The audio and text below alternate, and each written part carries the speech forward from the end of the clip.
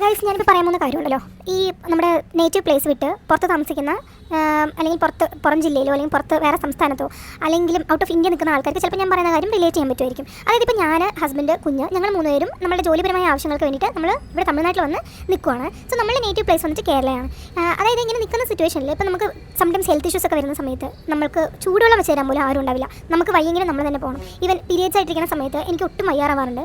അങ്ങനെയുള്ള സിറ്റുവേഷനിൽ പോലും നമ്മുടെ വീട്ടിലെ കാര്യങ്ങൾ നമ്മൾ തന്നെ നോക്കണം. ഹസ്ബൻഡ് വേറെ കാര്യങ്ങൾ എൻഗേജ് ആയിരിക്കുമ്പോൾ നമുക്ക് വേറെ കാര്യങ്ങൾ എൻഗേജ് ആവേണ്ടി വരും. നമുക്ക് വേറെ ഇവൻ ഹസ്ബൻഡ് വയ്യാണ്ടാവുന്ന സിറ്റുവേഷനിൽ ആൾ തന്നെ പോകേണ്ട കാര്യങ്ങൾക്ക് ആൾ തന്നെ പോകണം.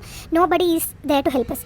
അതേപോലെ ഹെൽത്ത് ഇഷ്യൂസ് വന്ന് നമ്മൾ ഹോസ്പിറ്റലൈസ്ഡ് ആവുന്ന സമയത്ത് ഒരുപാട് സിറ്റുവേഷനിൽ നമ്മുടെ കുഞ്ഞിന് വയ്യാതായി നമ്മൾ ഹോസ്പിറ്റലിൽ പോയി നിൽക്കേണ്ട സിറ്റുവേഷൻ വന്നിട്ടുണ്ട്. അപ്പോഴൊക്കെ ഹസ്ബൻഡ് ഹോസ്പിറ്റലിൽ വന്ന് നിൽക്കും നമ്മുടെ അപ്പം പെട്ടെന്ന് ജോലിപരമായ ആവശ്യങ്ങൾക്ക് കോൾ വരുമ്പോൾ അങ്ങോട്ട് പോകും. പിന്നെ അതിനുശേഷം ഹസ്ബൻഡ് ഹോസ്പിറ്റലിൽ ഇല്ലാതിരിക്കുന്ന സിറ്റുവേഷനിൽ കുഞ്ഞൻ ഭയങ്കര വാശിയും, ഓൾറെഡി ചെറിയ കുട്ടികളല്ലേ, വയ്യാണ്ടാവുന്ന സമയത്ത് നല്ല വാശിയും കാര്യങ്ങളൊക്കെ കാണിക്കുമല്ലോ. അങ്ങനെയുള്ള സിറ്റുവേഷനിൽ എനിക്കൊരു ഫുഡ് കഴിച്ചിട്ട് കൈ കഴുകാൻ പോകാൻ പറ്റില്ല, പാത്രം കഴുകി വെക്കാൻ പോകാൻ പറ്റാറില്ല, എനിക്ക് റെസ്റ്റ് റൂമിൽ പോകാൻ പറ്റാറില്ല. ഈവൻ അവേക്കാണെങ്കിൽ ഇപ്പോൾ ഉറങ്ങിയിട്ടില്ലെന്നുണ്ടെങ്കിൽ എനിക്ക് അങ്ങനെയുള്ള കാര്യങ്ങളൊന്നും ചെയ്യാൻ പറ്റില്ല. അറിയാൻ വന്ന കാര്യം വേറൊന്നുമല്ല. എന്താണെന്ന് വെച്ചാൽ ചില ആളുകൾ അവർ ചെയ്യുന്നൊരു പണിയുണ്ട്. അതായത് ഈ തീപ്പെട്ടിയുടെ പണിയുണ്ടല്ലോ, മര്യാദയ്ക്ക് പോയിക്കൊണ്ടിരിക്കുന്ന സിറ്റുവേഷനിൽ വന്നിട്ട് കൊളുത്തി പണി ചെയ്യുന്ന ചില ആൾക്കാർ, അവരോടാണ് എനിക്ക് പറയേണ്ടത്.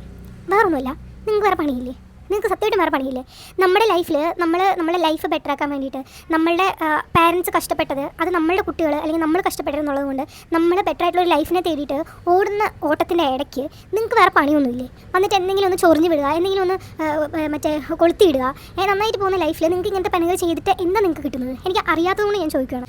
നമ്മുടെ ലൈഫിൽ ഞങ്ങൾ ഇതുവരെയും വന്നിട്ടുള്ള സ്റ്റേജസ്, ഐ തിങ്ക് എന്നെപ്പോലെ തന്നെ ഇതുപോലെ ലൈഫിൽ ഒരുപാട് കഷ്ടപ്പാടുകൾ കടന്നാണ് ഓരോരുത്തരുടെ ലൈഫിൽ മുമ്പോട്ട് ഓരോരോ കാര്യങ്ങളും ചെയ്യുന്നത്. ലൈഫിലെടുക്കുന്ന നമ്മൾ ഏതൊരു റിസ്ക് ആയിട്ടുള്ള കാര്യവും നമ്മൾ അത്രത്തോളം ആലോചിച്ചിട്ടും അത്രത്തോളം മെൻ്റൽ സ്ട്രെസ്സിൽ കൂടെ പോയിട്ടും ഒരുപാട് കാര്യങ്ങൾ സാക്രിഫൈസ് ചെയ്തിട്ടായിരിക്കും നമ്മൾ ഓരോരോ കാര്യങ്ങൾ ചെയ്യുന്നത്. ഇത് ചെയ്യാൻ പറ്റാത്ത ആൾക്കാരുണ്ടല്ലോ, അത് ചെയ്ത് കഴിയുമ്പോൾ കണ്ണിക്കെട്ടുണ്ടാകുന്ന ആൾക്കാർ, അവർക്ക് അവരുടെ ലൈഫ് നോക്കിയാൽ പോലെ. അതായത് നമ്മൾ ഓരോരുത്തർ ഇരുന്ന് ചിന്തിച്ച് കഴിഞ്ഞാൽ നമ്മുടെ ലൈഫിൽ ഇഷ്ടംപോലെ പ്രശ്നങ്ങളുണ്ട്. നമ്മുടെ ലൈഫിൽ ഫാമിലിപരമായിട്ട് പ്രശ്നങ്ങളുണ്ടാവും, ഫിനാൻഷ്യൽ ഇഷ്യൂസ് ഉണ്ടാവും, നമ്മുടെ പേഴ്സണൽ പ്രശ്നങ്ങളുണ്ടാവും, അങ്ങനെ ഒരുപാട് കാര്യങ്ങൾ. ഈവൻ നമ്മുടെ ക്യാരക്ടർ ഇഷ്യൂസ് ഉണ്ടാവും. അപ്പോൾ അത് നിങ്ങളുടെ ക്യാരക്ടർ ഇമ്പ്രൂവ് ചെയ്യുക, അല്ലെങ്കിൽ നിങ്ങളുടെ ഫാമിലിനെ ബെറ്റർ ആക്കാൻ ട്രൈ ചെയ്യും, അല്ലെങ്കിൽ നിങ്ങൾക്ക് നിങ്ങളുടെ ജോലിപരമായിട്ടുള്ള കാര്യങ്ങൾ ഇമ്പ്രൂവ് ചെയ്യാൻ നോക്കുക. അതൊന്നും നോക്കാണ്ട് മറ്റുള്ളവരുടെ ലൈഫിൽ കയറിയിട്ട് ഇടപെട്ട് അവരുടെ ലൈഫ് നശിപ്പിക്കാൻ നോക്കിയാൽ അത് നടക്കില്ല. കാരണം എന്താണെന്നറിയോ, നമ്മുടെ ലൈഫിൽ നമ്മൾ എന്തെങ്കിലും ആത്മാർത്ഥമായിട്ട് വിചാരിച്ച് നമ്മളൊരു കാര്യം ചെയ്യാമെന്ന് ചിന്തിച്ച് കഴിഞ്ഞാലേ ഈ യൂണിവേഴ്സ് അത് നടത്തി തരുമെന്ന് ഞാൻ വിശ്വസിക്കുന്ന ഒരാളാണ് ഞാൻ. എന്നെപ്പോലെ തന്നെ കഷ്ടപ്പെടുന്ന ഓരോരുത്തർക്കും അങ്ങനെ തന്നെ നടക്കണമെന്ന് ആഗ്രഹം കൂടി ഉണ്ട് എനിക്ക്. അതുകൊണ്ട് അതങ്ങനെ നടക്കുകയുള്ളൂ. അതുകൊണ്ട് ഈ വേറെ പണിയൊന്നും ഇല്ലാത്ത ആൾക്കാരുണ്ടല്ലോ, അവനവൻ്റെ വീട്ടിൽ പോയിട്ട് നിങ്ങൾ പോയിട്ട് പ്രശ്നം ഉണ്ടാക്കി വിടാനും അല്ലെങ്കിൽ കുശുമുണ്ടാക്കാനും അല്ലെങ്കിൽ നിങ്ങൾക്ക് വേറെ പണിയൊന്നും ഇല്ലെങ്കിൽ മേപ്പോട്ട് നോക്കി ആകാശത്തോട് നോക്കിയിരിക്കും. അല്ലാതെ അടുത്തൊരു കുടുംബത്തിൽ കയറി പ്രശ്നം ഉണ്ടാക്കി വിടുക അല്ലെങ്കിൽ അവരുടെ കാര്യങ്ങളൊക്കെ ഇടപെടുക, ഇത് നിങ്ങളുടെ ബിസിനസ് അല്ല, നൺ ഓഫ് യുവർ ബിസിനസ്. പിന്നെ ഇങ്ങനെയുള്ളവരുടെ അടുത്ത് എനിക്ക് ചോദിക്കാൻ വേറൊരു കാര്യം കൂടെ ഉണ്ട്.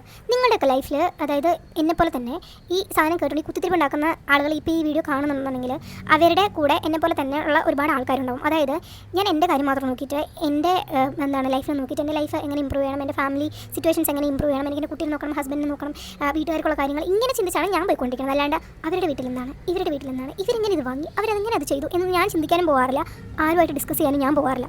അപ്പം ഇങ്ങനെയുള്ളവർക്ക് എങ്ങനെ നിങ്ങൾക്ക് വേറെ പണിയൊന്നുമില്ല, നിങ്ങളുടെ വീട്ടിലുള്ള കാര്യങ്ങൾ നിങ്ങൾക്ക് നോക്കാൻ നിങ്ങൾക്ക് വേറെ പണിയൊന്നുമില്ലേ?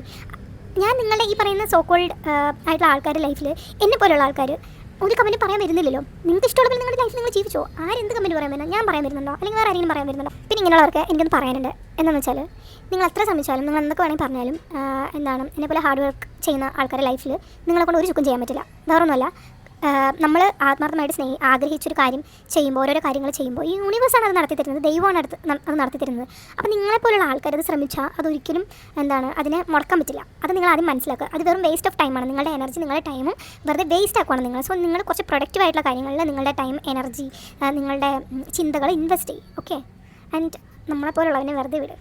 നിങ്ങളിപ്പോൾ ചെയ്തിട്ടൊന്നും കിട്ടാനില്ല, പറഞ്ഞത് ഒരു advice, free advice, that's it.